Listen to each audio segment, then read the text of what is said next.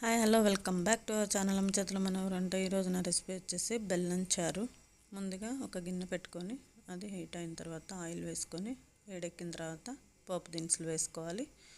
ముందుగా కట్ చేసి పెట్టుకున్న ఎండుమిర్చి, పచ్చిమిర్చి, ఆనియన్స్ వేసి వేయించుకొని అవి ఒక 5 నిమిషాలు వేసి వేగి బ్రౌన్ కలర్ వచ్చిన తర్వాత కరివేపాకు వేసుకోవాలి. అది కూడా కొంచెం వేగిన తర్వాత పసుపు వేసి కలుపుకోవాలి.